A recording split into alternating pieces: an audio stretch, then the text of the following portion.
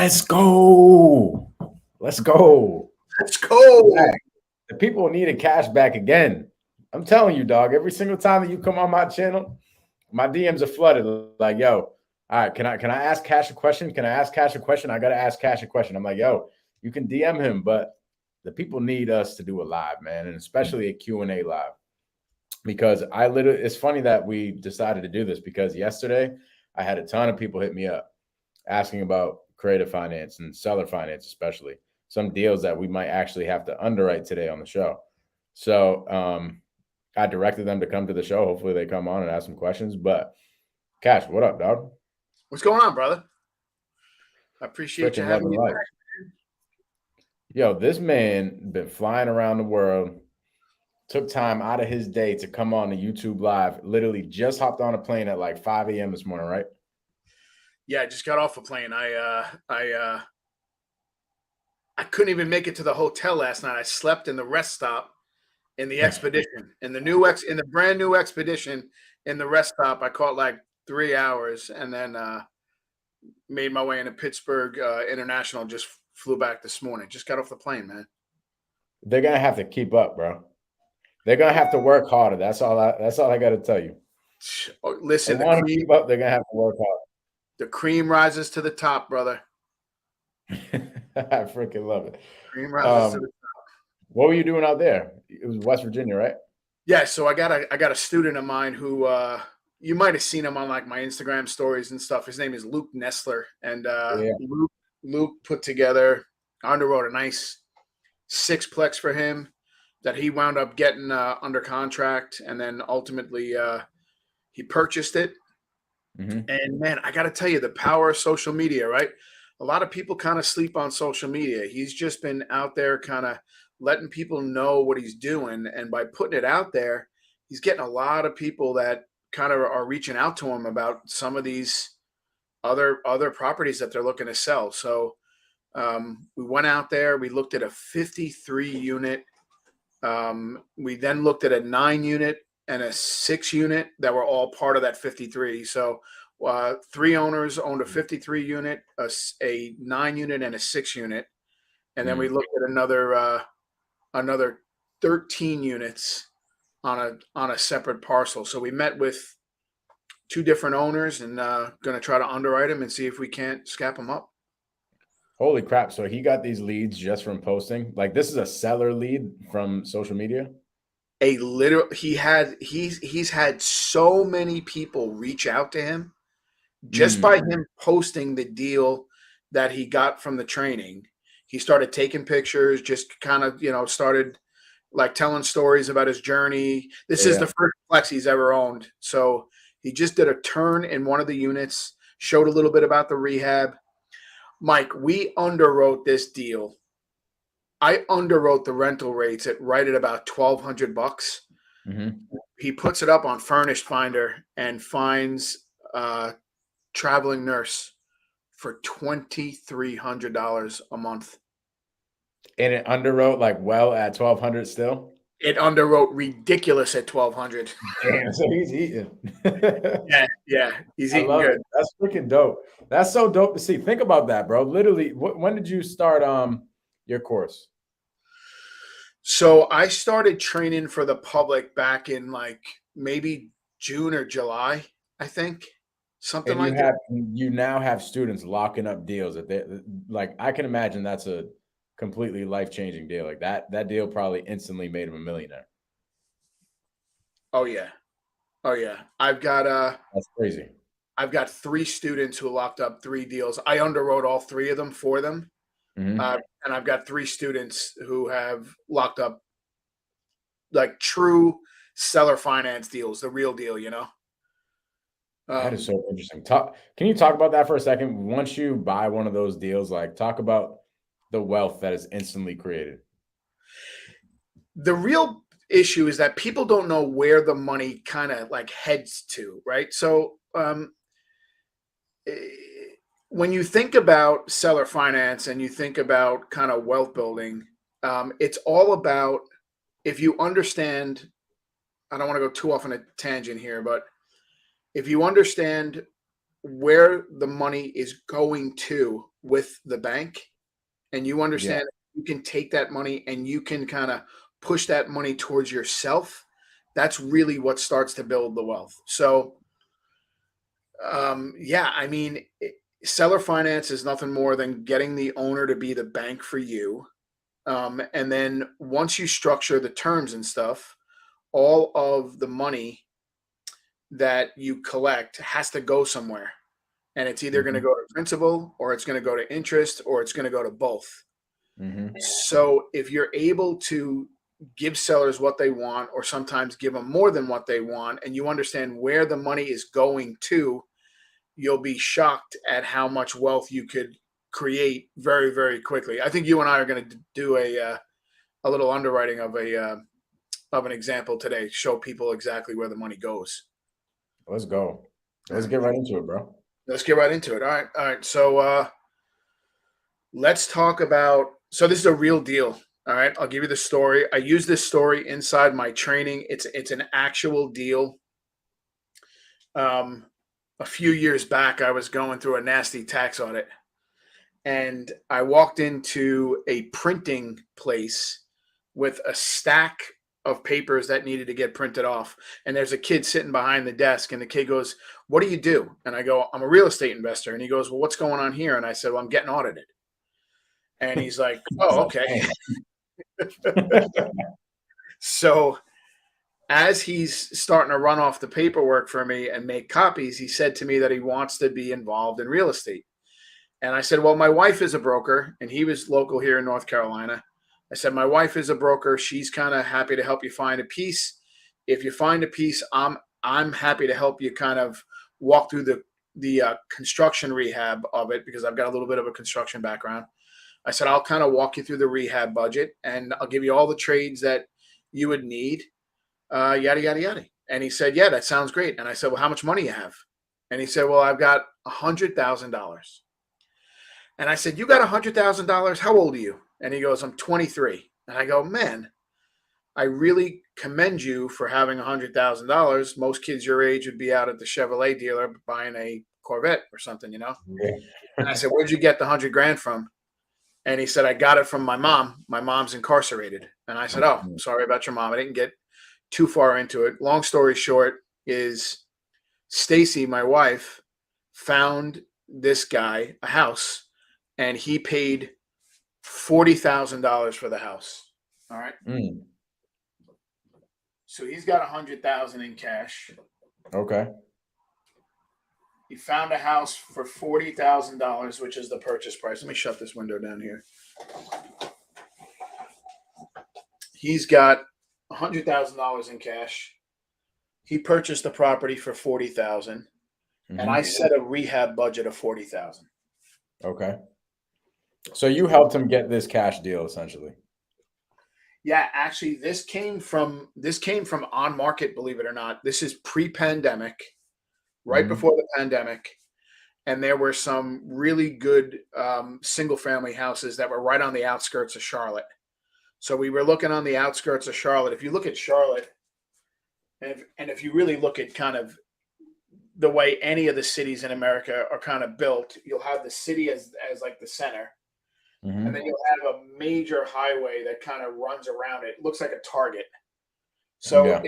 if you look at Charlotte, you look at Atlanta, you look at Jacksonville, you look at uh, San Antonio, they are all kind of structured the same way. Yeah. They got this one little thing. So where we were looking is, we were looking on the outskirts of these major highways, because inside of this highway, you'd get like really good areas that were high money areas. You'd get areas over here that were like super, super high money areas. You'd get a low income area over here. You know, you'd get all these different areas. And then ultimately, what happens if you find a low income area here, sometimes this money kind of pushes this way. And that's where you start to see some of the gentrification that goes on inside some of these areas. So it was a little bit too expensive for him inside of the belt line. So we decided we were going to look outside the Beltline where it was more affordable. We knew people were kind of looking out on the outskirts. So the Hmm. next thing we look for is we look for like main veins. So like a main vein would be a highway. Let's say it's Highway 51, or there's a highway here and it's Highway 74, or there's a highway here and it's Highway 77. So that the people who didn't want to live in the city but worked in the city, if we found something close to the highways, it's nice and easy for them to jump on. They get to work, they get back. They're not having to live out here and run through the country roads. This is really good. So anybody that's watching, like if you guys, this is so good. So if you're watching and you're like, yo, I just want to get into my first fix and flip. I'm having a really, really hard time finding a deal. I don't like talking to sellers. I don't like anything like that. Literally, you could, what Mike's talking about right here is there's a ton of opportunity where people aren't looking. I bet everybody else is looking in that first circle, right? That's where everybody are looking for their deals. Now, what Yeah. Mike is saying, he's saying there's a crazy opportunity on the market if you go a little bit outside of the actual area that everybody else is doing deals. If you go a little bit outside that area, as long as you're near a main highway that can get into the main area, you're probably going to find an opportunity that everybody else isn't seeing. 100%. Love it. So when you're shopping for deals, you want to take like kind of a large view of it, right? Look at a map first. Mm-hmm. Look at the map, find the areas that you know are kind of, where things are pushing to, and then get right on the outskirts of it. Just right, because like people might be moving into like right over here outside of the belt line because the school district is really great, right? So this little pocket might be flooded. But on these main veins that bring you in and out, if you can get close to them, if you can get really close to those main veins and find the one that's traveled the most, you Mm-hmm. can find a lot of good deals on the outskirts of whatever major city you're kind of connected to. That is genius. Absolutely genius. And that's so good for this dude that so essentially this guy came to you and he was like, I have a bunch of cash. I don't know what to do with it. I need to find my first deal. I'm not like, I'm not well versed at talking to sellers or going out door knocking. I'm probably not going to do any of that. I need somebody to hold my hand through this process. Yep. And the best way to hold somebody's hand through that process is to find a little opportunity that nobody, maybe not a little opportunity, but a little niche opportunity that is going to create a big opportunity in the long run that Yep. nobody else is seeing. 100%. I do that as well. I look at, like, if I'm ever looking at a deal, I'm in a fix and flip right now. I got into the fix and flip because it's in my market and I know my market better than most people know my market, right? And I know if I added a bedroom to this house, the value was significantly higher depending, like, because of the area that it was in. And I knew that, but a lot of people didn't know that. So I was able to get the deal on the market. This is very similar to that. So if you guys are like, yo, I just want to get into a fix and flip, but I'm having a really, really hard time finding a deal, look for these little things that you can, that you might see that other investors are not seeing. Mm-hmm. So this is 485. That's the major highway that kind of surrounds Charlotte. You got the airport right over here. There was a Mm-hmm. main vein that took him out, and he bought the house right out here. And he bought a single family, and it's a 3-bedroom, 1 bath. Okay. The house was on the market for, I believe it was 60,000 at the time, and we negotiated the price down to 40,000. Mm. And I set a rehab budget. It was just an easy 3-1.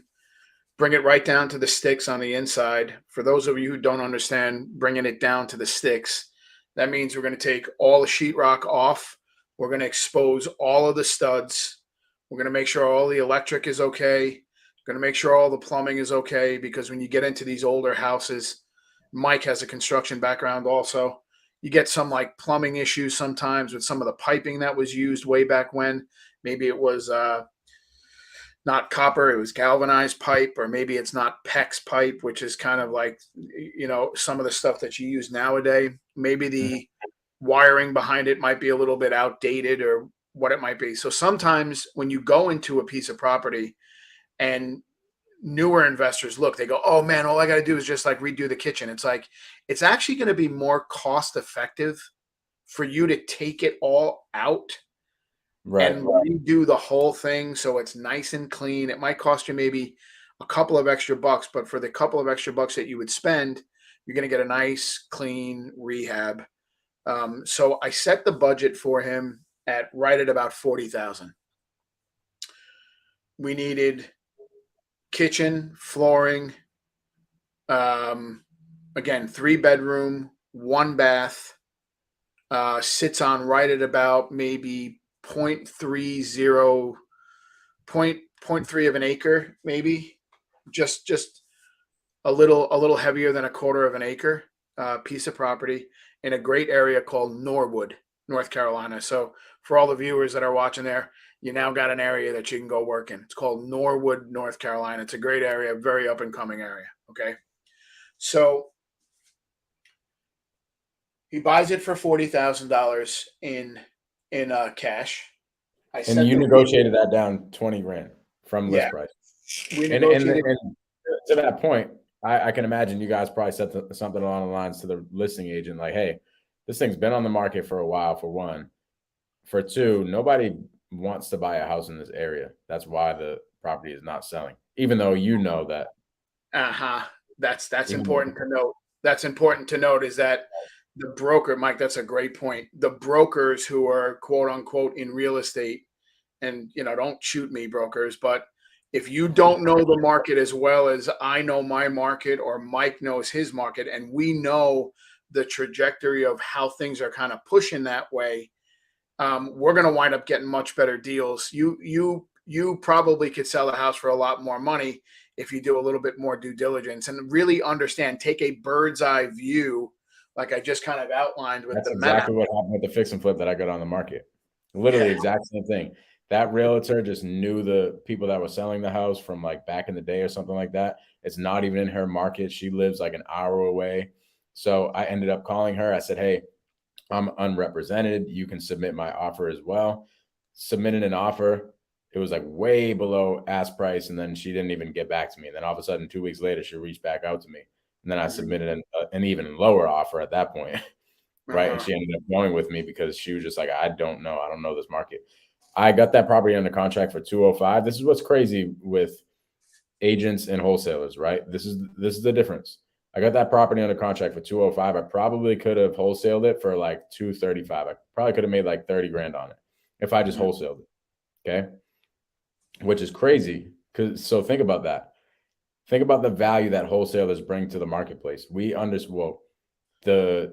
The seasoned wholesalers understand the numbers. We understand the market. We understand where a cash buyer really needs to buy this property at. And I know that a cash buyer would have bought that property at $235,000. So with that being said, with a property that needs a lot of love and it's not going to sell to a retail buyer, a seller, a homeowner's best bet is honestly going with a wholesaler. Because they're going to sell the property like that. I would have sold that property with one phone call if I was going to wholesale it. I took it down myself, but literally with one phone call, I would have got that property off. And this realtor had no idea what she was doing. Now the sellers only got, think about that. They only got 205 minus all the commissions and everything. So they probably landed at like 180. I probably could have got them if I wholesaled it, 205 in their pocket. Yeah, understanding your market, understanding real estate, understanding stuff like that will really open up opportunities for everybody. So it's important that if you're working in your backyard or you're working in a different market, that you saturate yourself inside the market, jump into that market and understand where things are moving. Take a bird's eye view of everything and then kind of come on down like an eagle and find the little mouse that's running around there and going, oh, these are the really good areas. These are the really bad areas. Drive those areas and find out like where things are pushing to. Because when you do that, to Mike's point, you could put a ton of money inside your pocket. Now, just like Mike found what I call a negligent broker, because a true broker would know what the hell is going on, right? And could probably get her client or his client a little bit more money. So I look for negligence.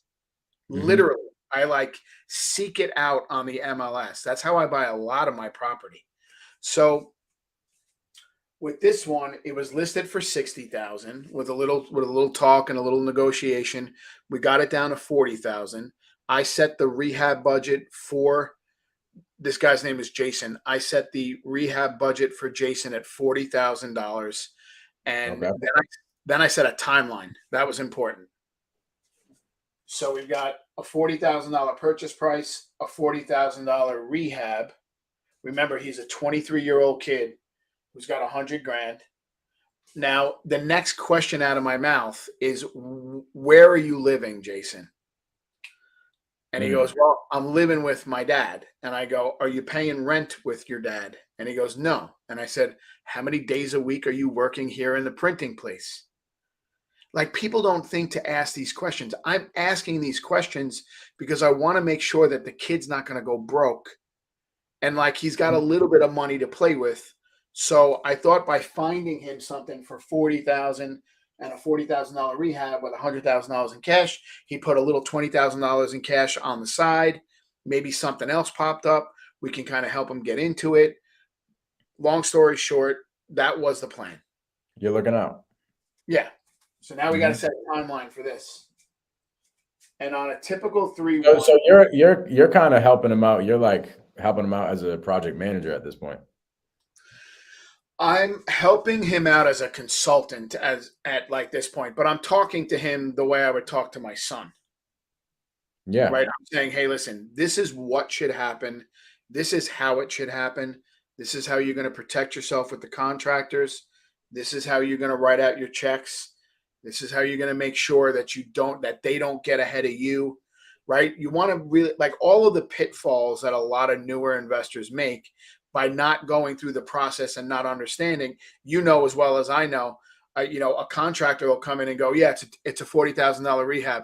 I need 30 up front. Yeah. I love it. So you didn't even expect anything in return. No, because my wife had sold it to him and we were expecting the listing in return. Oh, I love it. Okay. Because he was going to flip it. Yeah.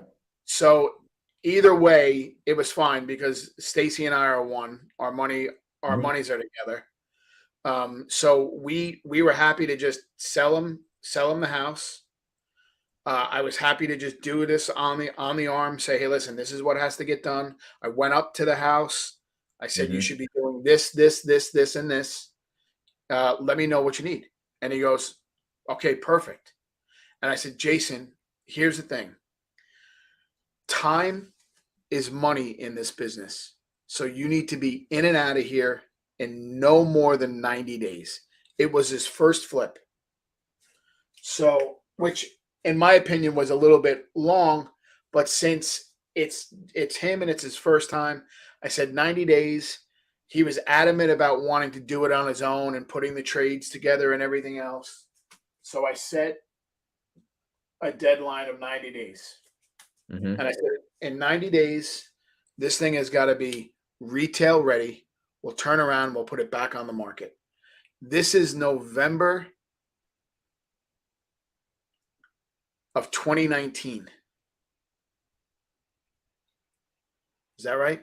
Pre-pandemic? When was COVID? 2020? I was like right before. Okay, so that was probably why people were getting sick. This is pre-COVID. So 60 days goes by and my phone rings. And I go, hey, Jason, how you doing? He goes, good, Mike, how you doing? I said, good. He goes, hey, can I get the name of an HVAC guy?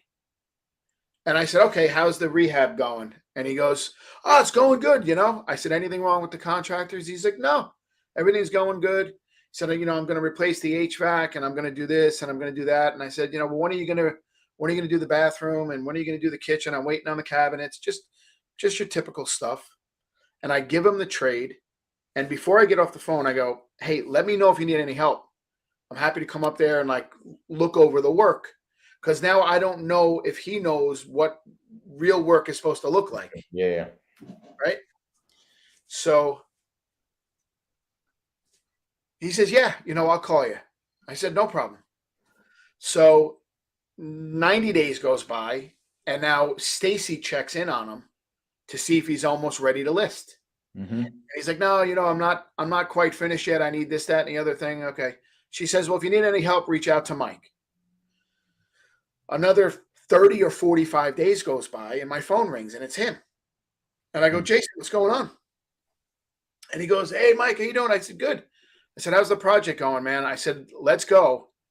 COVID had just like either come around or we were right before it. The market was really starting to move high. And he goes, hey, do you have the name of a plumber? And I'm like, man, if you're asking me for a plumber, like 120, 30, 40, 50 days down the road, you're not doing it in the right order. I was gonna say. Yeah, like you're something's not right. Yeah. So I go, Jay, I'll come up and I'll take a look at the piece of property. No, I'm good. Mike, I don't hear from the guy again for whatever. I don't know. 4 months, 5 months, whatever. And calls me back up. He goes, hey, you got the name of a painter? And I go, Jay. I go, you're really missing the boat here. You're going to need to get your ass moving. Like, I'm happy to come up there and take care of it. No, this is the last of the thing. This is the last of the thing. I said, okay. You and I meet a year ago, almost to the day. Mm-hmm. Right? And dang, that's pretty crazy. Yeah. You and I meet a year ago to the day. Uh-huh. Yeah, you believe that? Here we are. Still doing it. Holy crap. Yeah. Moving. And I come back from Arizona and the wheels touch down and my phone goes off. And it's Jason. And he goes, hey. And I go, what's going on? He goes, hey, you got 10 grand I can borrow? And as soon as I heard that, I said to myself, okay, this is going to be a seller finance deal. I didn't think about terms. I didn't think about anything. I knew at that point I was buying the house by him asking me for 10 grand. And I got on the phone and I go, I'll tell you what I'm going to do. I'm going to come up there tomorrow. Let's take a look at what's going on. And I went up to go take a look at the house. Mm-hmm. Well, the house is 95% finished. Brand new floors, new kitchen, new bathrooms, new doors, new hardware. I mean, it's 95% done. And he's asking me for 10 grand.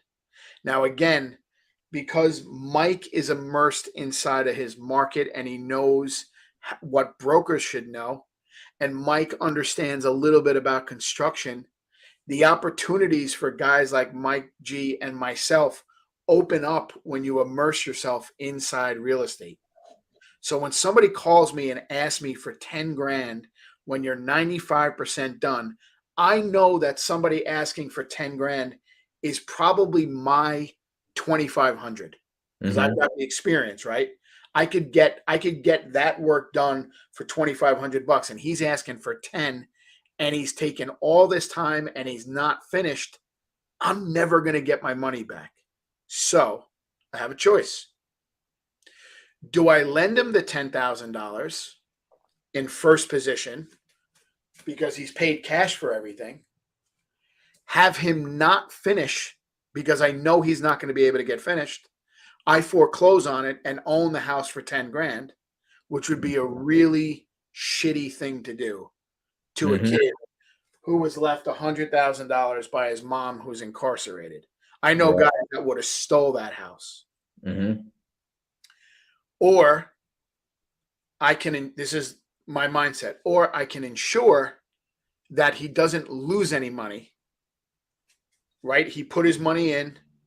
He had the experience. Maybe he needs to get around a guy like me or a guy like you, kind of stay side by side, partner up on some deals, Let somebody walk you through the process. Instead of taking the whole pie, take a little piece of the pie, find yourself a mentor, find yourself an educator, and then let them walk you through the process. Yeah. So important, right? Mm-hmm. So I said to him, I said, I'm not willing to give you the $10,000 because and I said it just like this, I'm going to own the house for 10 grand. I said, you have never had any experience property managing anything, any kind of management. Mm-hmm. I said, I've been offering the olive branch through the entire process. You kept telling me no. So now here comes investor Mike, investor Cash is coming in here to put a deal together. Love it. So let's get a little bit into the deal. I freaking love it. That's actually so good because most people, like you said, would have just been like, oh yeah, sure. Here's $10,000. I want first lien position. And this guy has no idea. He doesn't know what first, second lien positions are. He has no idea. And he doesn't understand that if I ever miss a payment back to this, because what was he going to pay you over time or something for the lien? No, he was going to just pay me off. So he wanted the 10,000 to get finished. Mm-hmm. Bring it to market. Stacy would have listed it. And you would have had it. You would have had a date like, hey, 6 months, I want my 10 grand back, or I'm foreclosing.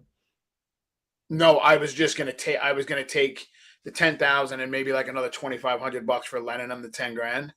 Yeah. Right, because he was so close to being done, but I knew he couldn't get done. He just couldn't. That's what I'm saying. Most people would have lent him the 10 grand and said like, yeah, if you don't pay me back my 10 grand in 6 months, then I'm foreclosing on the property.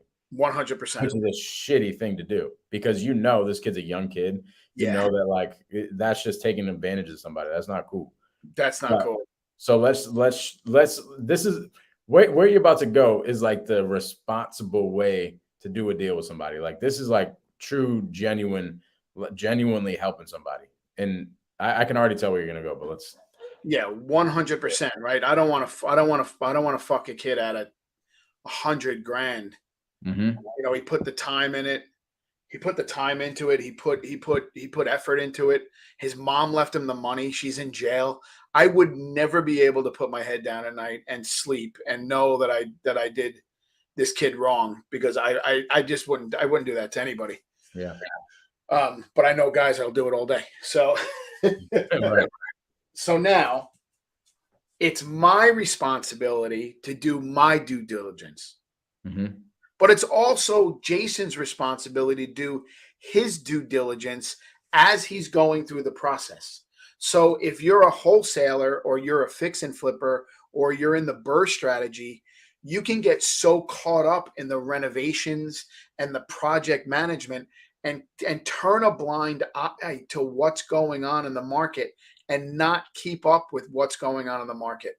I've been through up markets, down markets, sideways markets. Mm-hmm. If you don't have your finger on the pulse of the market that you're in, it can turn on a dime. And when it turns on the dime, it's going to affect your bottom line. Mm-hmm. Right? Yep. So it's so important to make sure that you've got one eye over here watching what's going on from a bird's eye view. And then you've got one eye on the prize, which is right in front of you. And you're working those two things together to put a really good deal together, which is exactly what I did. So now, what do I want to know? Right? What do I want to know first? I want to know what the house is worth today. Mm-hmm. In other words, when I bought it, what is that house worth? Now, it just so happens that, again, my wife is a broker and I've got access to the real comps. So I said, Stace, I want you to do me a favor. I want you to comp the house for me. All right. When you say real comps, what do you mean? So real comps. In other words, there's no lag in data. In other words, MLS. Yeah, MLS comps. Sorry about that. Yeah, so MLS comps. There's no lag in data. There's no. You might get the same data that I get, but you're definitely going to get it later than what I get it in. I get it in real time because it's got to get imported into either PropStream or batch or whatever. Okay. So now he had $100,000 in cash. He made a $40,000 purchase. There's a $40,000 rehab. He's now spent the other $20,000 that was supposed to stay on the side for him. He put that towards the rehab. So he's already spent all $100,000 of his money. Now he calls me and he's asking for 10. So technically, he's $30,000 over budget. And he's not finished. Okay. So what I say to him is I go, Jay, I'll tell you what I'm going to do. You got it. Can you see that clearly? No, it's a little blurry. Clear on there. There we go. All right. So we got $100,000. He's got $100,000 in cash, $40,000 in a purchase price. I set the budget at $40,000 in rehab. He spent 20. He's now spent all of his 100. He's asking me for another $10,000 to finish the rehab, which would have put him $30,000 over budget. Okay? And I said to him, here's what we're going to do, Jason. I'm not willing to lend you the $10,000, right? Because if I lend you the $10,000 and you don't finish, I'm going to wind up foreclosing on the loan. Your mom left you the money.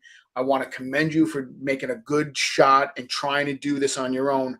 But I'm telling you right now that it's probably in your best interest to not lose any money. Because if I don't lend you the money, where are you going to get it from?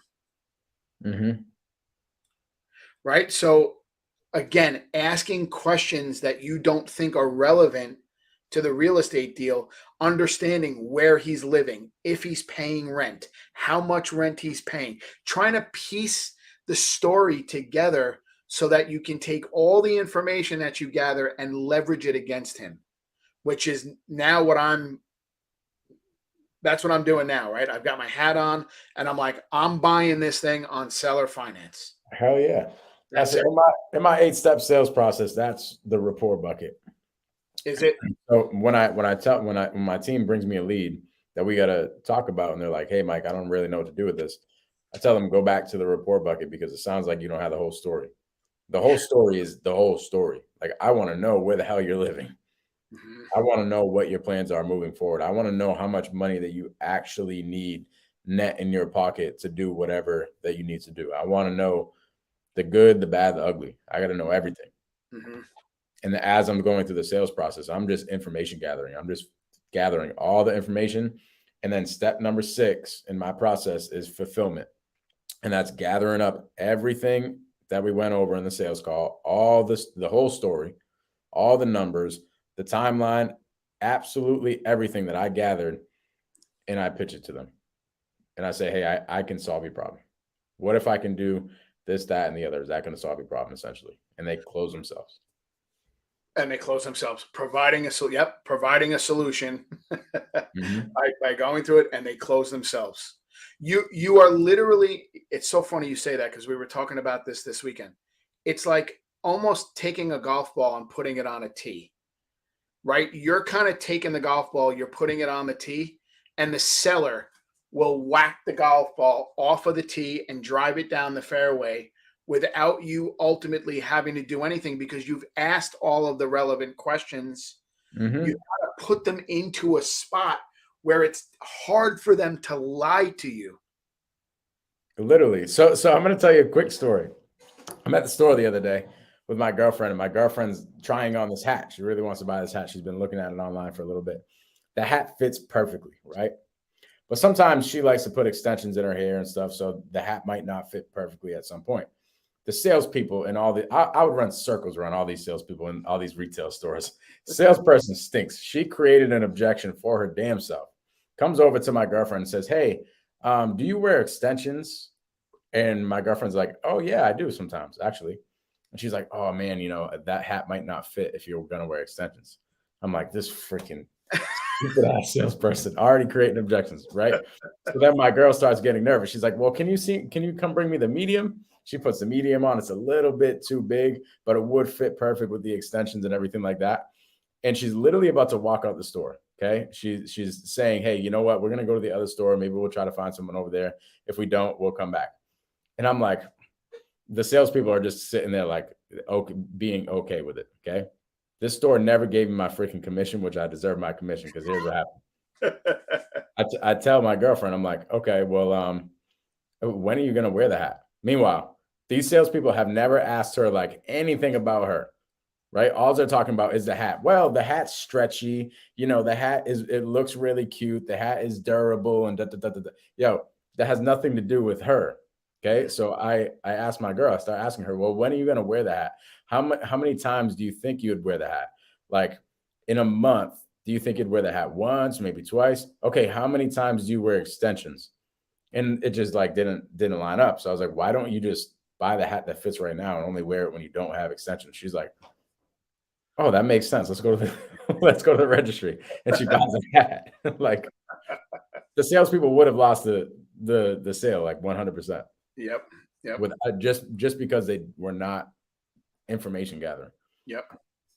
So now that I've got the information kind of from Jason, of what I want to have happen. I'm working on what I want to have, like, kind of have happen here. So the first thing I want to know is, what is the house worth as it sits right now?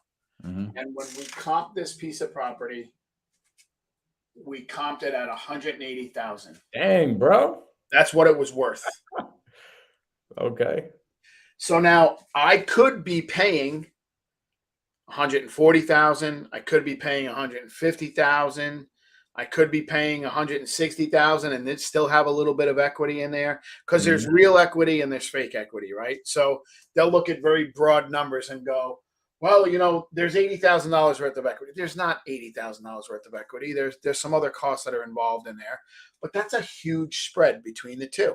Mm-hmm. And as an investor, I'm looking for, and here's what's so interesting about seller finance, because as I keep going on and on through the training, I find people wanting to use it as an option, not a solution.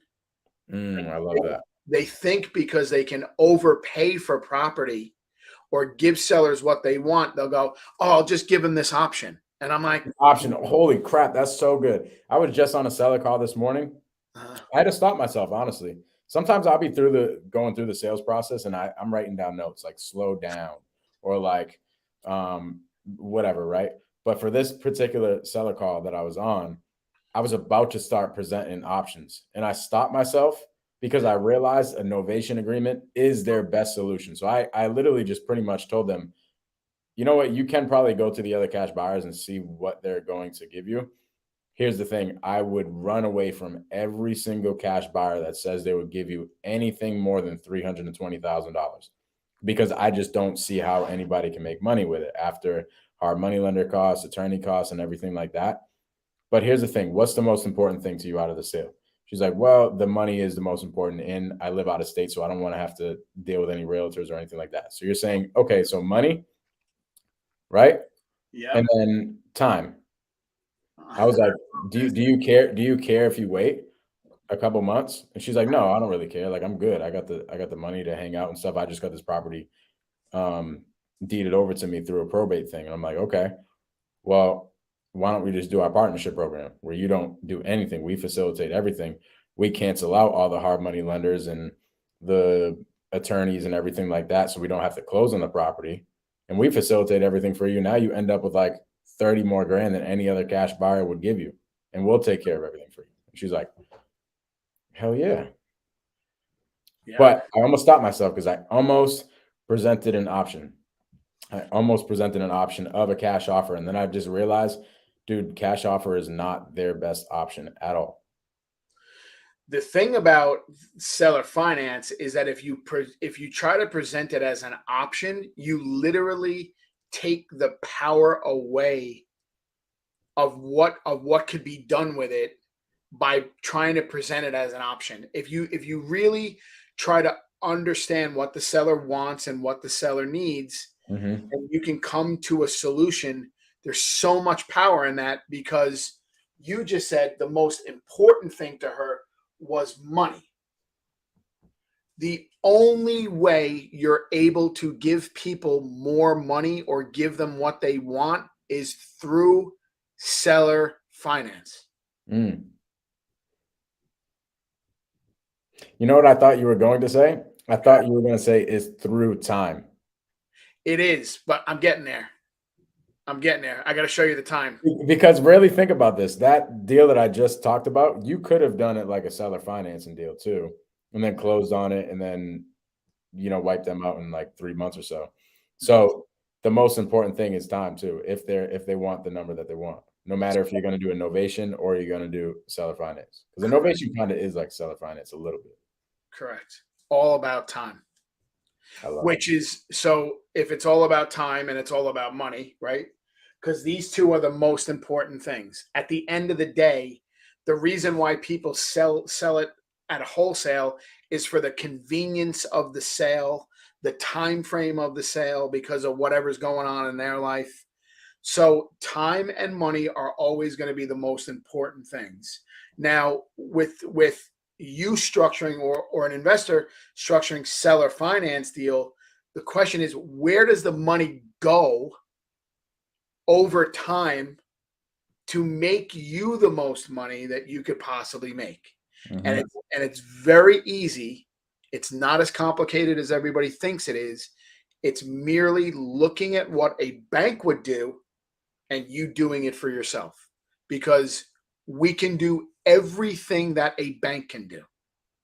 So if there's a guy or a seller that owns a piece of property outright, they can finance that equity to you in the form of a loan. The same way a bank could write you a loan, right? A bank, you go ahead and you shop for a piece of property, you go to the bank, and the bank says, hey, I need, you only qualify for $200,000 and you got to jump through all the hoops with the qualification and all this other shit. You don't need to do any of that here at all. You just need to understand what the numbers are, what the situation is, and come to something that's going to make sense. And I'll show you exactly how I came to that here. So the first thing I want to know is, what was the house worth as it sits? All right. So I'm going to go with fair market value. I'm not going to go ARV. Okay. I'm going to say this was the fair market value of it. Okay. I knew that he spent $100,000 on the piece of property. And I already planted the seed inside his head and said, hey, the best you're going to do here is you're not going to lose. When I say that to somebody and I go, the best you're going to do is you're not going to lose, his mind calculates, I'm going to get my money back. Mm-hmm. I'm going to get my money back. So I said to myself, let me ask him the question, how much money do you think you deserve for your time in making an effort at this? And he goes, well, I'd like to make like 20 grand. And I said, okay.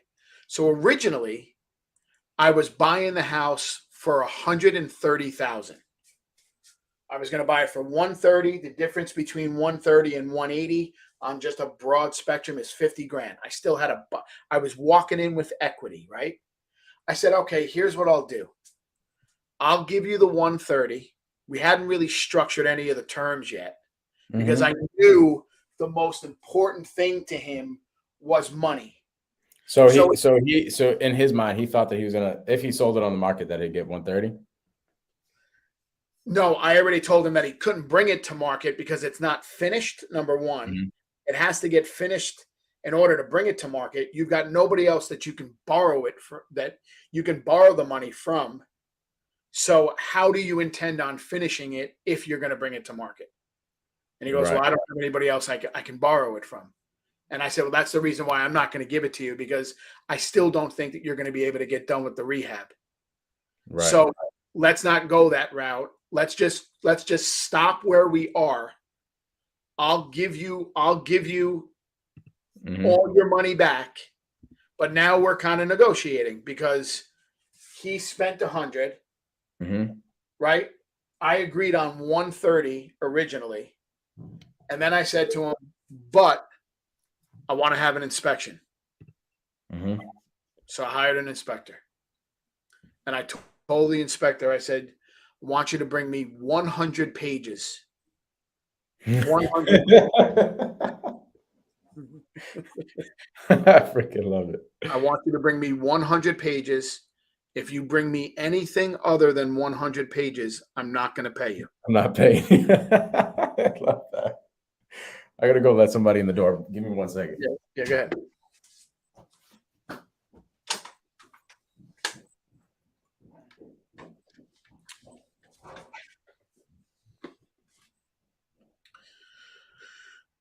So we'll wait for Mike to get back. For those of you who are still on here, I'll keep moving until Mikey gets back here. I said to the inspector, I want you to bring me an inspection that's no less than 100 pages. Okay. To get a 100-page inspection on a 3-bedroom, 1-bath house is kind of unheard of. And the inspector looked at me like I was crazy. But what I wanted from him was I wanted him to go through the house with a fine-tooth comb so that I can gather more information, go back, because now I'm in the negotiation stage of the process. So I said to the inspector, come back with 100 pages. And some investors will look at it and go, well, how much did you pay for it? I'll tell you what I paid for it. I paid $800 for it. And some people would go, $800 for an inspection is a lot of money. But if I'm paying a little extra money on the inspection end, I didn't want to stop talking while you were away there. So I love it. 800, yes, because most people wouldn't pay for that. Most people wouldn't pay for that. They'll go, man, I can get an inspection for $300. Yeah, but are you going to get the same inspection that I get? And the inspection that I get with just a couple of words to the inspector was like, hey, I want you to beat the shit out of this house. Like, go in there and tell me. I'm not saying to make up stuff, but I want you to go through the house with a fine tooth comb so that I can go back and I can negotiate the price down. He says, okay. I pay the inspector, sends me the report 2 days later, and I call up Jason and I go, meet me at the house. Now he's nervous that I might pull out. I've already offered the 130, but I've kind of planted seeds in his head that, like, without a really good inspection, and if the inspection comes back a little bit, kind of off center here, we're going to have to talk about some of the numbers. And he was aware of that. So came back and I started going through it right in front of him. I said, hey, you told me that this was done. That's not done. And I'm flipping through the pages. You told me that wire. By the way, some people might be watching and they're like, dang, why do you have to do them like that? But to your point, what you're doing is like responsible. You're making him aware that he's not going to be able to finish this project. You know what I mean?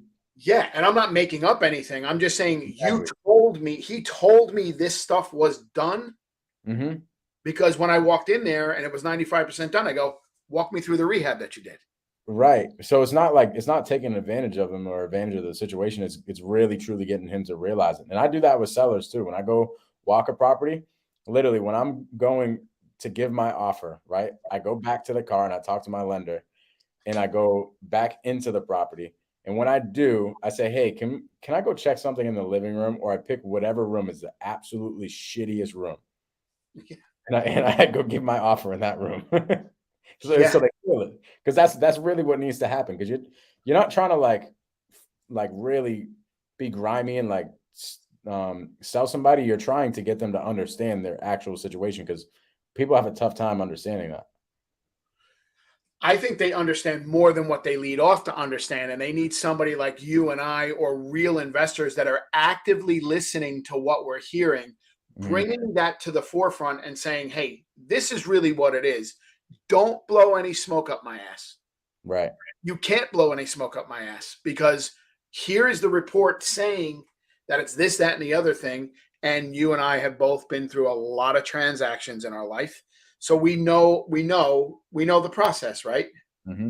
But even with that, even with us in West Virginia, just getting off this thing, we were looking at that 13-unit building. And as soon as we got out of the car, the owner goes, yeah, you see that retaining wall there? And I go, yeah.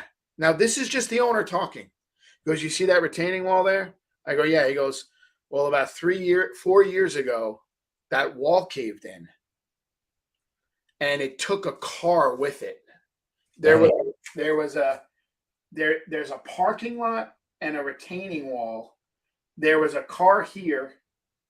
The retaining wall let loose. The car wound up down, and there was a house right over here. This building is up over here. Mm-hmm.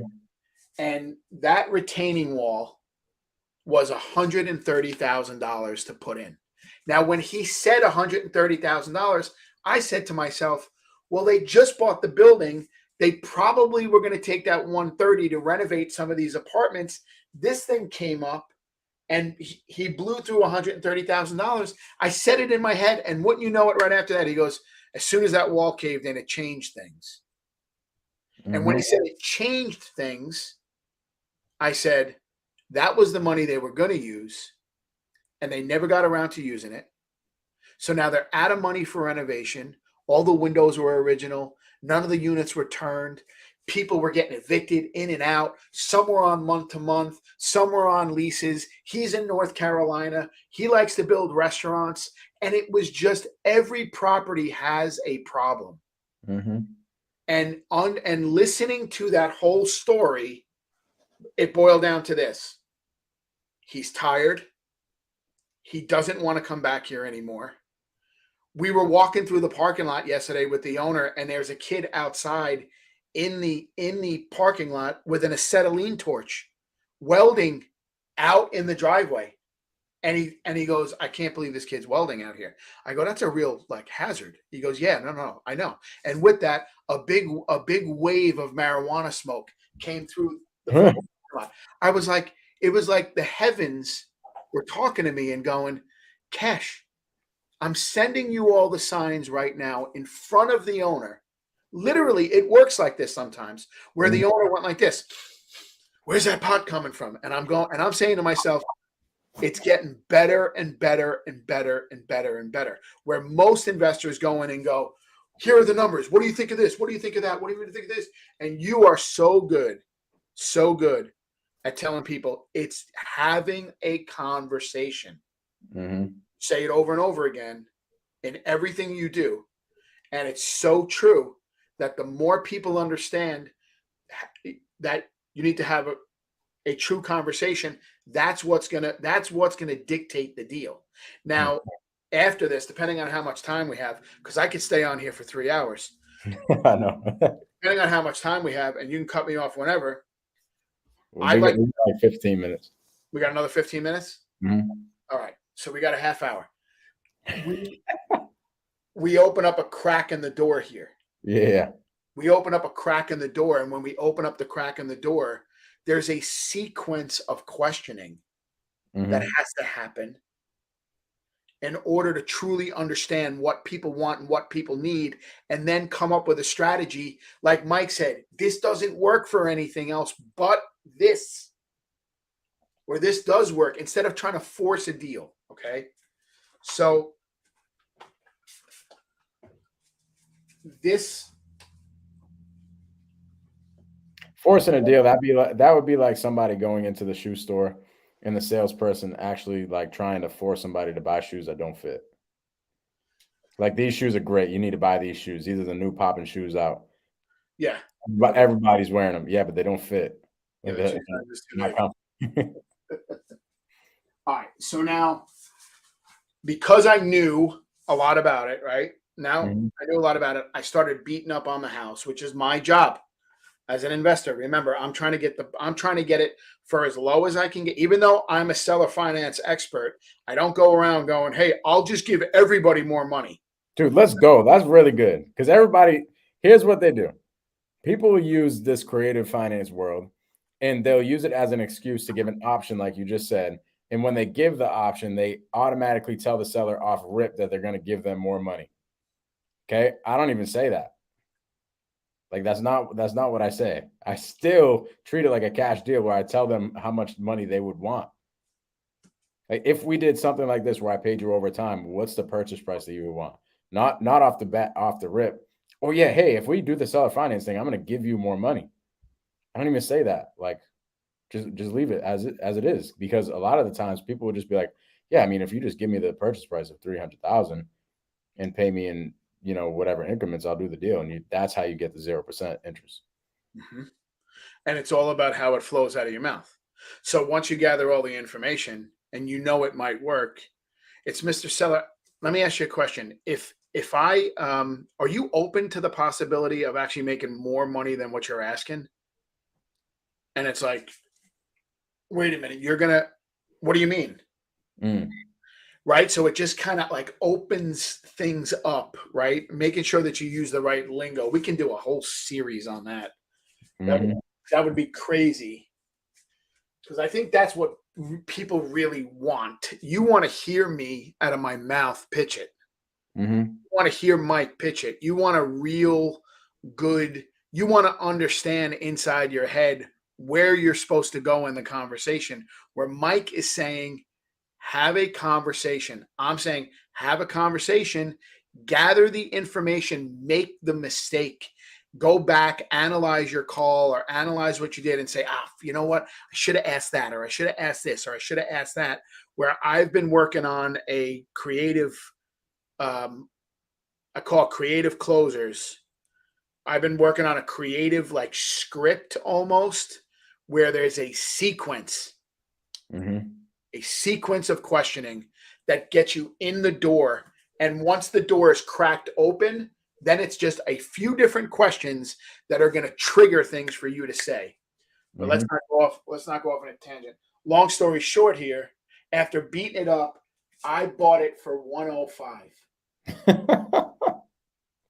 Holy crap. See, that's the thing. And most people would have been like, hey, yeah, I can give you retail for the property. Right off the rip.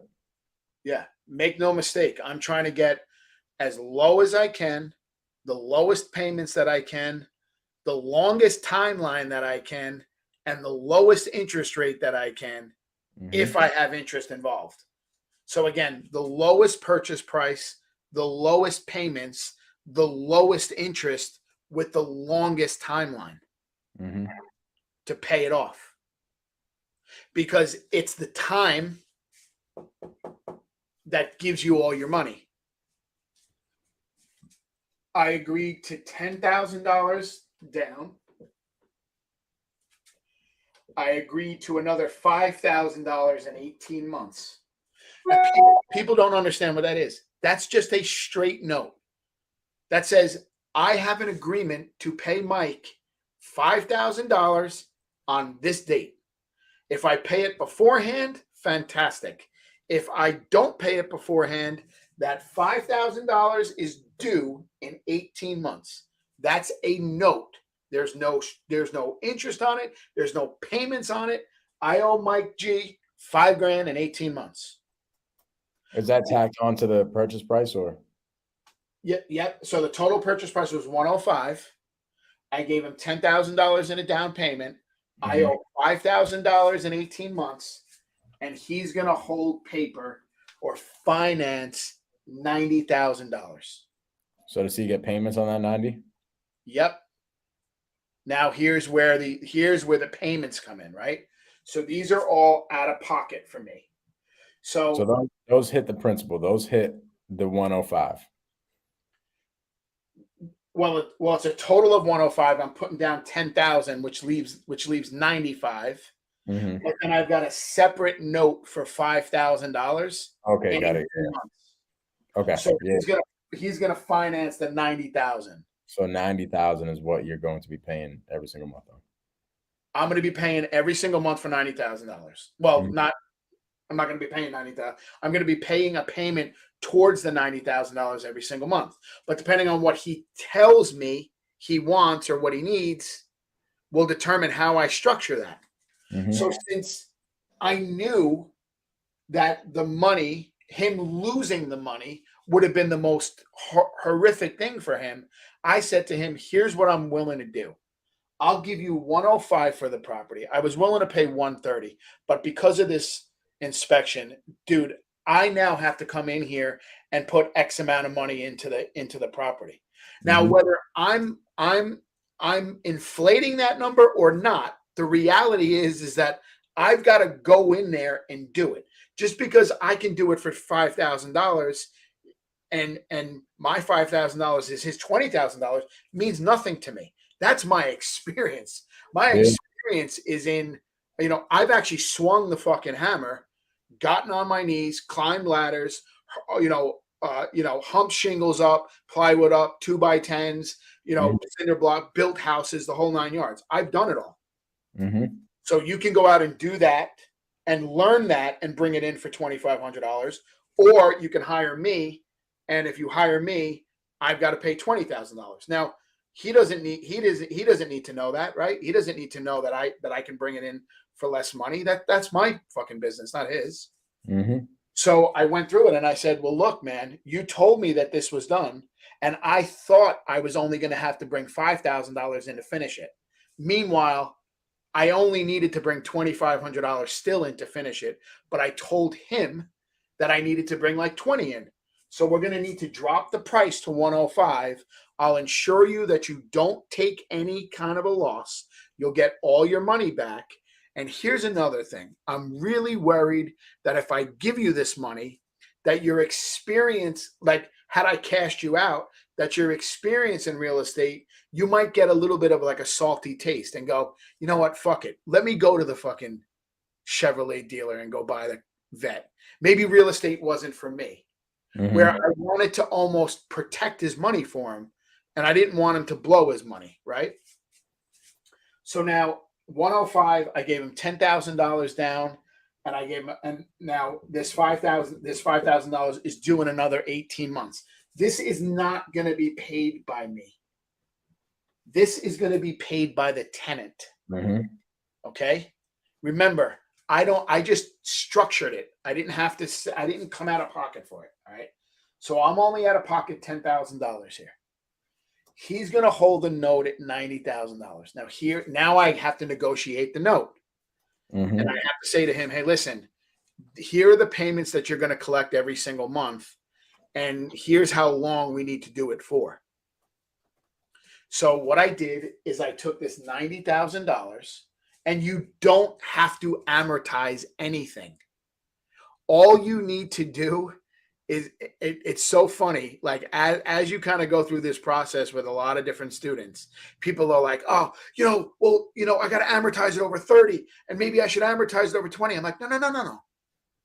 Find out what the seller is comfortable with every single month and negotiate that.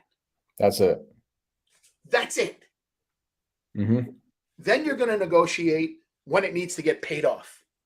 And by the way, to your point, you have to talk to the seller and have the conversation because in situations where the seller is like a savvy investor, maybe not a real estate investor, but just a really savvy investor type of guy, and he understands amortizations and he understands interest rates and like ROIs and returns on his money and everything like that. Because those are seller finance leads too, right? Like these people that really truly understand numbers and stuff.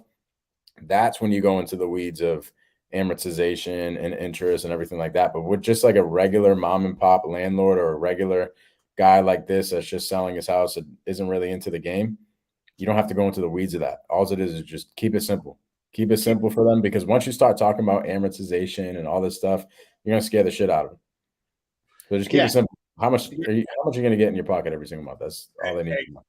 exactly. And then I guarantee negotiate. there's people watching actually that don't know what amortization is, which is fine because it's a big word, right? Mhm. And it's a word that would scare the shit out of people. So amortization, all it means is like the schedule that you're gonna pay the loan off of and a couple other things, but it's not something that we even need to go down the weed into the weeds to. It's just like, what are you going to pay the seller every single month? Yeah. What kind of a payment are they comfortable with every single month? Mm-hmm. So now I got a 23-year-old kid who's going to get $10,000 in cash back. He's going to get another $5,000 in 18 months. And what I said to him was, he says, well, what kind of payments are you going to make me? And I wanted to give him a lesson. So I actually brought up like a traditional loan. I said, well, Jason, if I go into Bank of America, they're going to give me a 30-year loan on this. And I've got amazing credit. So I can go to Bank of America, but if I go to Bank of America, I'm going to wind up having to pay all these fees and everything else. And I'm just not willing to pay all those fees. He's like, okay, I get it. And those fees are going to essentially be your profit. Uh-huh. If I go to Bank of America and get a loan and pay them a bunch of fees, I'm going to pay them the fees instead of you. So let's keep it between you and I, make it nice and clean. And here's what I'll do. I'm going to take it and I'm going to amortize it over 30 years. And I'm going to make you equal monthly payments for the next, I don't know, I'll make you 120 payments. Mm-hmm. Now, it's very important that when you're talking about seller finance, you don't talk about years, because like amortization can scare the shit out of somebody. Years can scare the shit out of somebody. They're like, I'm not going to get paid off for 30 years. But if I said, hey, I'm going to make you a payment, let's say you already negotiated a comfortable payment and they're comfortable with the payment, and I go, hey, I'll just make you like 360 of those. Like, 360 of those? I like that. And meanwhile, you just structured a 30-year loan. Mm-hmm. So the way this kind of comes out of your mouth is not what you say, it's how you say it. How you say it. Mm-hmm. So now what I said to him was, I'm going to make you payments, equal monthly payments of $250 a month, which is what the amortization was. If I threw $90,000 into an amortization calculator and I said equal monthly payments is code for 0% interest. Mm-hmm. So again, it's not what you say, how you say it. And when you're making equal monthly payments, where does the money go? It goes to straight principal pay down. So every time I make this $250 payment, it's coming off this $90,000 mortgage. Every single time. $1 for dollar, right? If it's $250 that I pay, $250 is coming off. Where if it was amortized with interest and I made a $250 payment, 50 of it would go to principal, 200 of it would go to interest. Yeah. So knowing where the money goes, and I agreed to make him $250 a month payments. And now I'm trying to get the lowest number, the lowest payment. I don't have the interest component because I structured equal monthly payments. Now what do I need? Time. So I got him to 8 years. 8 times 12 is 96. Mm-hmm. I've got to make him 96 payments of $250, which is roughly $23,000. And I rent it for $1,450 a month. It's already rented right now? Yeah, it's rented. Love it. I cash flow right at about $1,000 a month. Holy crap. This is a smoking deal. Smoking deal. Smoking deal. You would never find this deal by going through, like, using the Burr strategy or something like that. No. We're about to put that 13 unit we just saw yesterday. We're about to assume a loan. We're going to assume a loan, and I'm about to have him finance the equity. So let's just explain really quick to finish up why this is a smoking deal. Just based off, there's so many different things, right? Like pay down, the equity that you already got into it, like everything. But I think the biggest thing that I would look at is the cash on cash return, right? What did you put in for rehab? 2,500 bucks? Yeah, I'm into it for 15,000. 15,000 plus closing costs and everything. Let's just call it I'm 15. all in. I'm all in for 15. Everything. So 15,000 bucks is what you needed to do in order to get this deal. And after your property management company and everything, your cash flow and raw net in your pocket, 1,000 bucks. Yep. So I'm actually whole at month. What is it? 14, Mm-hmm. and I've got 96 months to pay it off. That is crazy. So you're making 12,000 bucks over the course of the year. So to figure out cash on cash return is like, how much money am I making on my money? So if I go buy candy bars for 10 bucks and then I sell out all my candy bars, and at the end of the day I have $15, I made $5 in profit. That's a 50% cash on cash return. I put in 10 and I got $5 in profit and my 10 bucks back. So we're trying to figure out, if we put in $15,000, what's the return on that? So we look at 1,000 bucks over the course of a month. So we do 1,000 bucks times 12 months, which brings us to 12,000 bucks. And we divide that by the amount of money that it took to get into the deal. Yep. Am I doing that right? Correct. Yeah, and then every time I make this payment of $250 a month, right? I've got 96 payments. I'm actually doing that wrong. Say it again. I'm actually doing that wrong. So cash on cash return is the amount of money that you're putting into it divided by the money that you're making, no? Correct.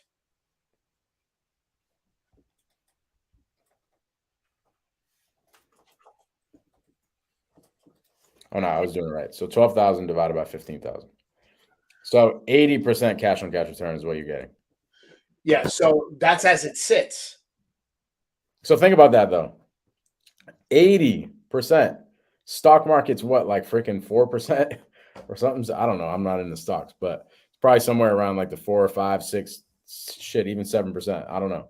But 80% is what you're making on your money. Yeah, and that all adjusts, right? Because what happens over time? Yeah, everything goes up. Rent goes up. Rent goes up, but right. So in 4 years or 3 years, the rent now goes to 1,600, and then the rent goes to 1,700, and then the rent goes to 1,800. All while this 180 goes to 200 and to 220 and a 240. Oh, So as I'm paying down, technically, I've got an 8-year call. I don't use the word balloon. Balloon is for little kids. I've got an 8-year call. My bad. I did that wrong. It's cash on cash is how much money you put in divided by the money that you make. You put in 15. You didn't put in 12. No, I put in 15. You put in 15.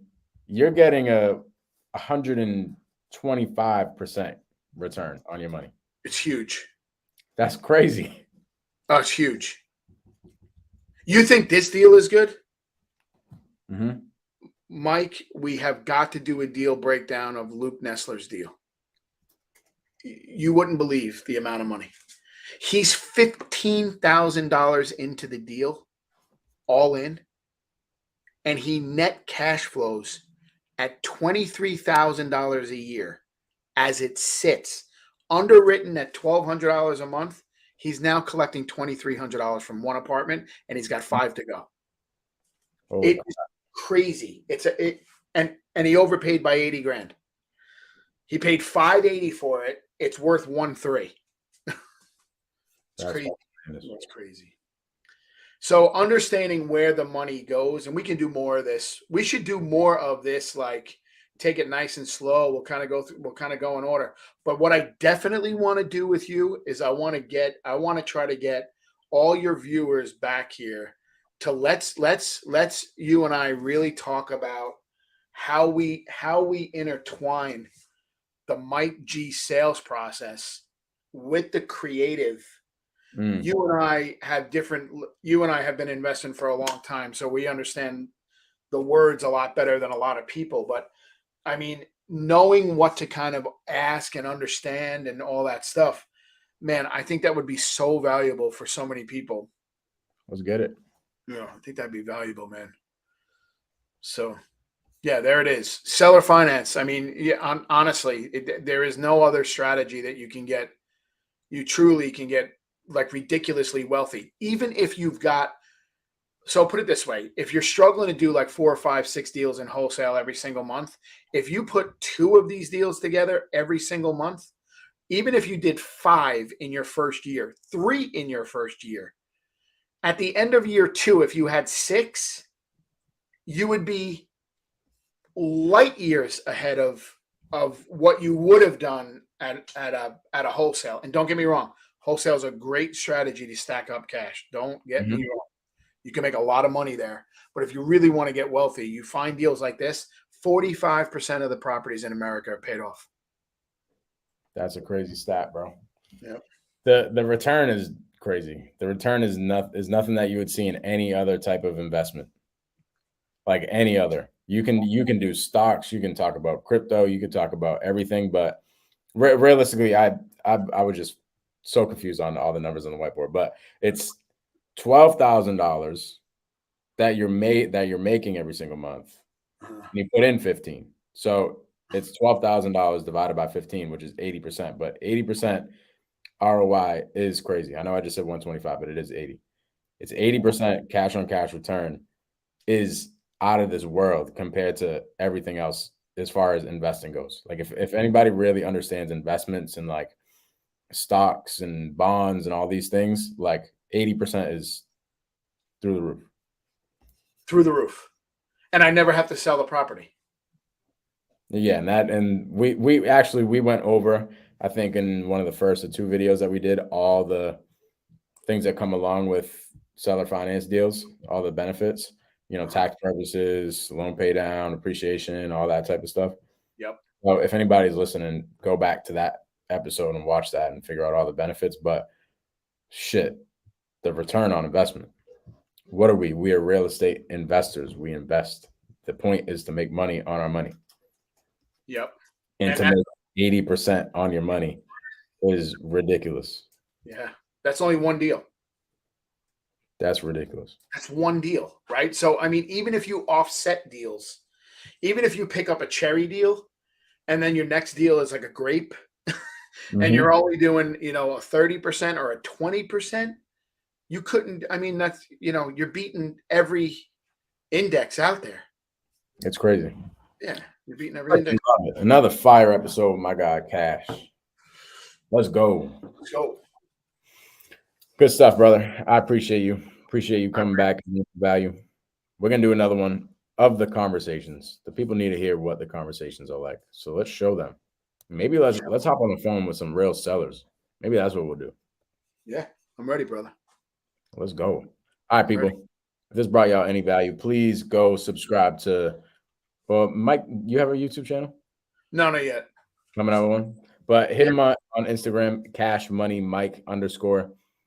Please like the video, subscribe to the channel. I appreciate y'all. Peace. Peace.